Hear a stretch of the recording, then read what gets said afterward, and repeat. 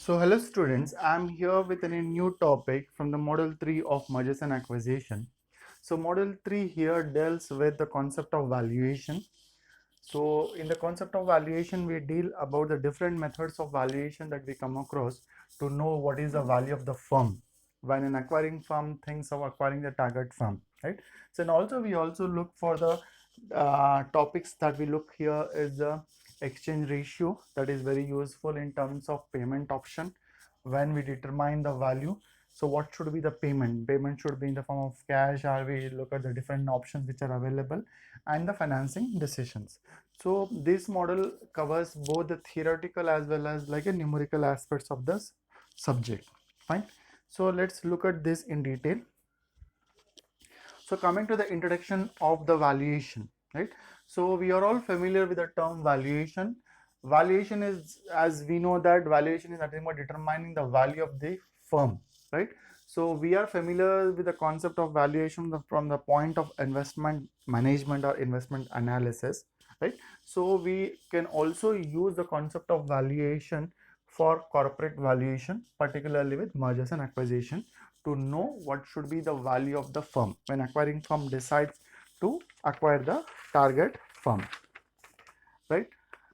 So what when the acquiring firm decides to acquire the target firm, right, what price that acquiring firm should pay to the target firm? So here what they look is for estimating the price of the target firm so that they can smoothly negotiate the merger transactions, right? The merger transaction, let it be a friendly merger or it can be like a takeover or a hostile takeover. So what any acquiring firm require is what is the price of the company, right? So that looking in terms of concept of valuation or the price of the target company may not be very useful, or may not be given so much of importance when we look at in the case of like the other types of mergers, in the case of like acquisition or the takeovers, right? So most of the mergers as we look at here is when the mergers is in the form of takeover and hostile takeover, in the case of hostile takeover, right? So when mergers is in the form of like auctioning process, right?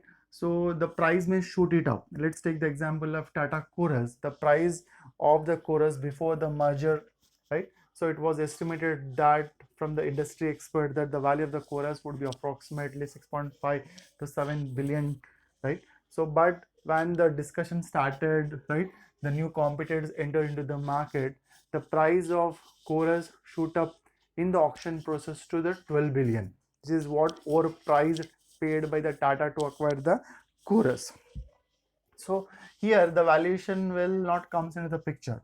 But if you look at the other cases, the valuation has played a very important role. Let's take the case of like Hindalco Novelis, or you look at the Ranbaxy Sanco, right? Valuation has given very due importance, and today these mergers are very successful because they were able to estimate the right price of the merger at the right time. They entered and acquired the company, and today the company is very successful, or the mergers are very successful only because they have applied the theory of valuation.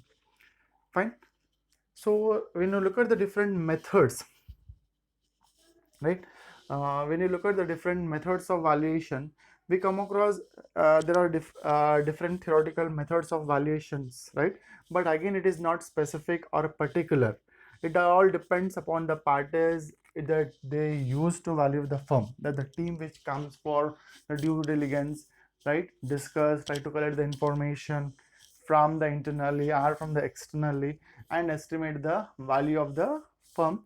It is all subjective, not very particular about the theoretical. It might be a combination of different methods, right? Before we get into the different methods of valuation, let's try to understand some of the concepts that we come across in terms of valuation, right? So we use some of the terminologies. The terminology is like in a book value. What is book value refers to here, right? It is the value at which assets are being shown into the balance sheet, right, by taking into the book value at the physical assets, right? So here we take into the all the physical assets less all the external liabilities which are being shown into the balance sheet. This is what refers to the book value of a company. The major drawback of this book value is it does not reflect the current market value. What it takes into consideration is what is been recorded into the balance sheet about the assets price, which is like a historical price. It's what they take into the consideration, not the at the current market price, right? Coming to the market value, what is market value here? So this refers to the price at which the assets, that is not the price of the stock which are being sold in the market at the current market price. So it is been derived by taking into the aggregate values of both internal and external factors and how the market has been reacting to the price of the share. Again, the drawback of this method of the market value is it takes into consideration only the tangible assets but does not take into the consideration of the intangible assets. The third important concept in the valuation is what is liquidation value. So liquidation value refers to the price at which the assets can be sold, right, are sold to the acquirer, and this is purely exist when the target company's operations, that is the business operations, are been come to the stop or it has been discontinued, and hence the target firms want to liquidate the assets, right? During the course of time, a liquidation value has been assets. What is the major drawback of these assets is it does not take into the consideration the earning power of the assets, right?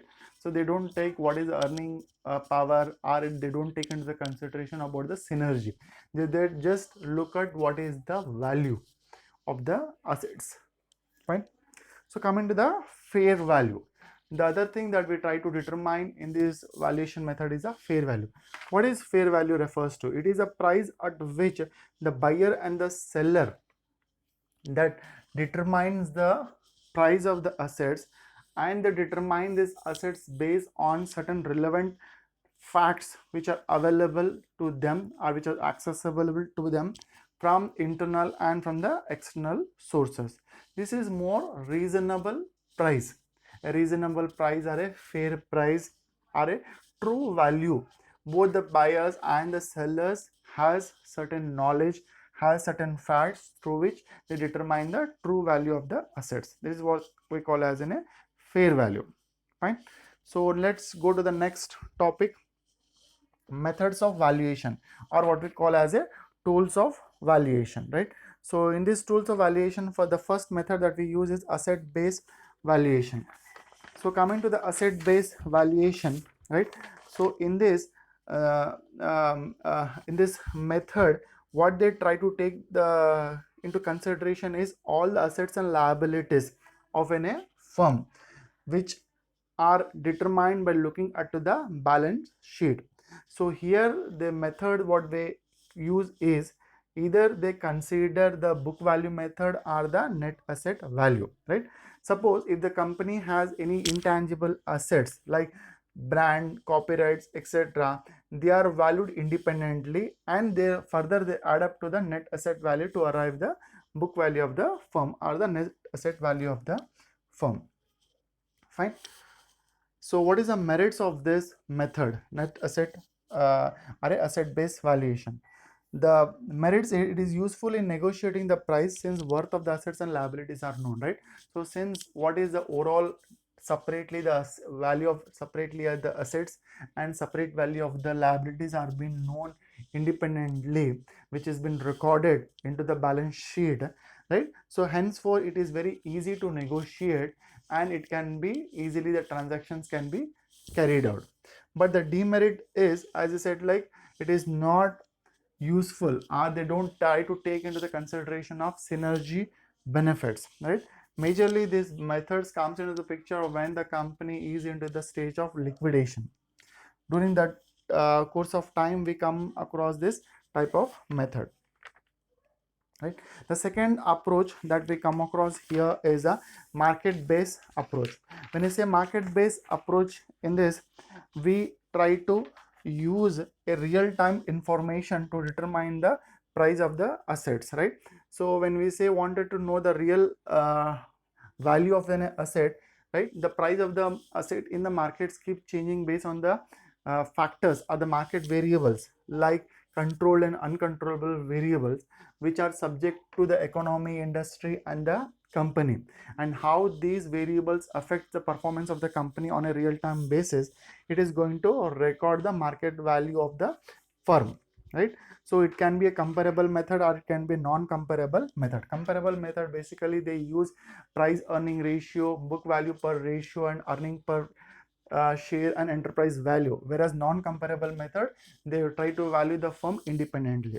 The merits of this firm is it requires very less information and less time because all the information is readily available in the market. But demerit is that market variables are subject to the market psychology and speculation, because when speculation exists, right, the possibilities the variables can be overvalued or it can be undervalued, that leads to wrong valuation method, right? Coming to the last method, what we call as a value income based method, or it is also called as a discounted cash flow method. This method is very identical to the capital budgeting method, where we try to know the net asset value of the firm, right? So here we try to use A's to predict the future cash flows, then we try to convert the future cash flows to the present value, right, and take it out the terminal value or the investment what we have been done.